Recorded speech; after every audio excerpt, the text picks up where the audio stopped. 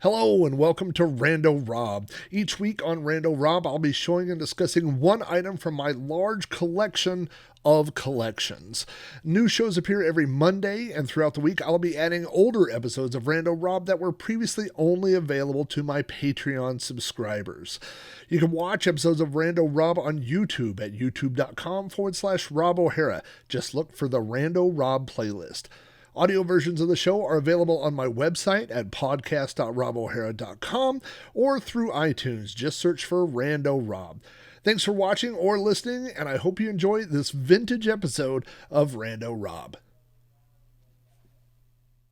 Hello, everybody, and welcome to another episode of Rando Rob. Right off the bat, I owe everyone an apology. It turns out over the past weekend or so, I forgot that I do this show. I just totally spaced out doing an episode last week. And so here I am doing an episode of Rando Rob. I hope everybody has been doing okay. I hope everybody's healthy. I hope you've been having a fun time.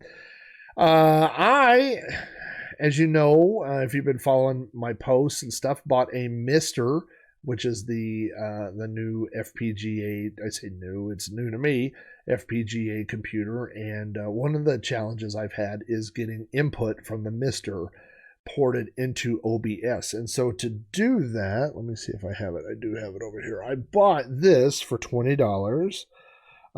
This is from a company called Old School, and this is a old school HD video capture card. As you can see, it is a tiny USB device that you plug in, and on the other end is a HDMI input. And so I can take the Mister or any HDMI console or anything like that, computer, and plug it into this, and I can get the video into OBS, and it works great.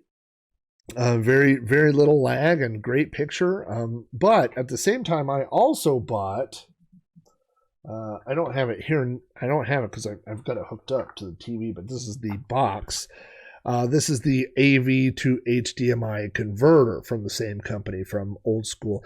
That capture card was $20, and this was another $20. And if you look at the back here, you can see the picture. This says or claims that you can take a RCA jacks, a composite video, and plug it into this, and then take the HDMI out and plug that into the capture card. Or you can plug it directly into a computer, or not a computer, a television. If you don't have RCA inputs or composite inputs, you can take something and plug it in. And so I was wanting to test that out this morning, and I remembered that many years ago, I had collected and purchased a bunch of those all-in-one joysticks. And I have them in a milk crate out in the garage. And so I went out and I got this milk crate. I haven't tried these things in probably over 10 years. And I thought I would use this and plug them into the TV and see if they worked. And so right off the bat, I found out that when I stored most of these all-in-one joysticks years ago, I left the batteries in them, and so the battery compartments are all corrupt. There's just all that green battery corrosion inside, and so I have spent the better part of an hour cleaning that out with some white vinegar and Q-tips. So anyway, while I have them all out, I thought, hey, this would be a fun thing to go through on Retro Rob. Now, the thing that I'm adjusting down here is my trash can, because despite my best efforts, some of these things are dead. And some I bought new, but there's a few that I bought at garage sales and stuff, and I'm not even sure this first one, I'm not sure it ever worked. But it certainly doesn't work today. And this is came from a thrift store. This is a Activision TV games all-in-one joystick. Now, this is a newer model. I have an older one, but this is the newer style. You can see it's like a more modern gamepad. You definitely don't need all those buttons to play Pitfall. I can tell you that. There's also a price on that of $4.78, but the place that I get these from is a thrift store where everything is always 50% off. That's their gimmick. So I paid about $2.50 for this thing. But the battery compartment was so corroded that when I went to clean it, the springs were rotten and came off. and I think this one is probably a lost cause. So I know that I think you could take aluminum foil and a little ball and wedge it in there and stuff, but I'm honestly I'm not even sure this thing ever worked to begin with. I don't know that it ever worked, and so into the trash it goes.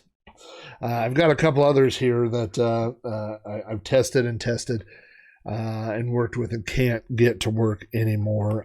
This one was actually fun. I do remember playing this one. This is the Darth Vader Star Wars that had a few different games. I believe this one, I have two different ones. I had one that looked like the Millennium Falcon, and then I have this one. And there was a game where you shot battle droids, and there was a game where you flew the Millennium Falcon, I think, back and forth. You had to dodge asteroids or something.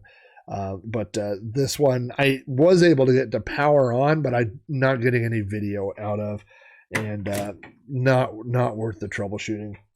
And here's a third one that for some reason I can't seem to get power to at all.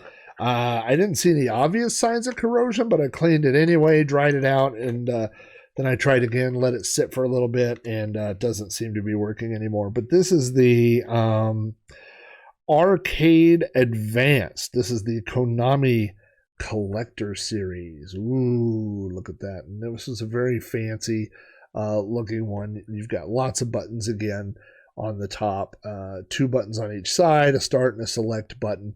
And if I remember correctly, I bought this. I'm trying to look and see what graphics I recognize on the side here. I'm positive, though, that I bought this for, I see Frogger. I don't know what else was on here, but I bought it for Ye Ar Kung Fu. And it was not the arcade version of Ye Ar Kung Fu. I believe it was the MSX version or maybe Nintendo version. But it was not a great version of Ye Ar Kung Fu. And so into the trash it goes. Now, the good news is, here are the ones that I have been able to get working this morning. I will start with this one because I definitely have some good memories of this one. That wasn't really a good SpongeBob, but this is the SpongeBob all-in-one. And you'll notice, not particularly on this one, but some of them have the same layouts for the buttons and resets and stuff like that. This one is a little bit unique. But these are all TV Game 1, and we got this. I mean, my kids were pretty little when I got this, or Mason was. Morgan wasn't born yet. And, I wanted the kids to be able to play video games and stuff, but Mason was born in 2001, and I didn't want him playing on my Dreamcast and stuff. So I bought a couple of these, and, when he was a little older, he played these and he loved them. We also had a Honda Odyssey minivan, and it had the flip down screen, and there were RCA inputs. So you could throw one of these in the back of the van, and kids could play video games, and it was great. And Daddy would sit back there sometimes and play video games too. Let's see what else we got here. This is this is the original, the older Activision model here. So this is an Activision all-in-one. You can see now this is you can see the button layout here, and let me get the Atari 2600. And if you look at the button layouts, you'll notice that they're basically identicals, and my guess is they probably have the same hardware Atari on a chip inside here. Although these versions don't really seem like the Atari 2600 version, or if they do, there's something not quite right with them. I played Pitfall earlier, and the sounds weren't right. The Vine does not look like the Atari 2600 version of the Vine. But anyway, this has, I believe, 10 Activision games built in, and it works. The irony is, when I was buying these were the ones I was more interested in. I was interested in the ones that played retro classic video games, and the ones like the SpongeBob one or the Star Wars one kind of seem like novelty things. But now, I have my Mister hooked up right behind me. It plays Activision and Atari and all these other games, but there is no way to play the SpongeBob games or the Star Wars games. So it's kind of funny that the ones that seemed like toys at the time now are the ones that I'm kind of more interested in. Here's another one that I have. This is the Atari 2600 all-in-one. another TV games release. In fact, if you look at it, you'll notice that it looks an awful lot like the picture that I have there. Again, just like the Activision one, they've used obviously the same motherboard inside here. You've got start, select, reset, and an LED and an on-off. This has 10 Atari 2600 games, but again, they're not as good as the games on the Atari 2600. I mean, they look like the Atari 2600. I just played Asteroids earlier, and the Asteroids doesn't sound right. It doesn't have all the sounds and stuff built into it, so not quite as good as the original. Now, here's one that this one is actually has become kind of valuable over the past several years. This is the Commodore 64 all-in-one. Now, of course, this was long before the release of the C64 Mini and the C64 Maxi, and this was worked on by Jerry Ellsworth, and Robin Harbron worked on this, and I bought this at a game show that Robin Harbron was at, and I opened it, and I had him sign it.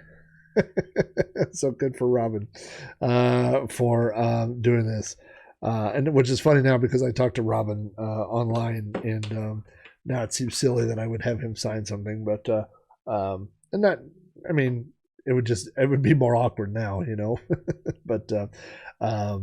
but I was sure excited when that thing came out, and the price has got up so much because inside is a whole Commodore 64 on a chip. You can actually solder in a floppy drive and a real keyboard and turn that thing into a working Commodore 64. And it's actually an enhanced Commodore 64. I believe it has like 256 color palette instead of the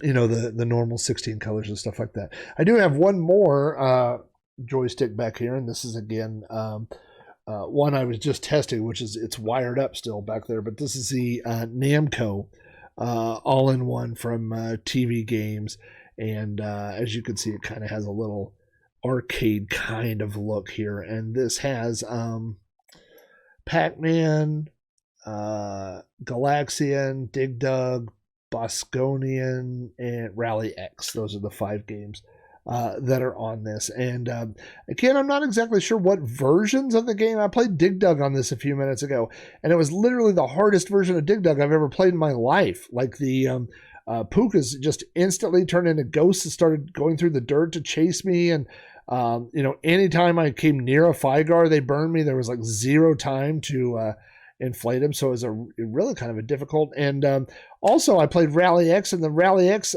plays much faster than the original, so I don't really know what the story is with that, but obviously if you have those games on MAME or the Mister or anything else like that, you'd be a lot better off by playing those versions. So anyway, I do have some more of those all-in-one joysticks out in the garage that I haven't brought in. Some other ones that I haven't opened yet. I know I have an Intellivision one. I think I have a Space Invaders one, maybe.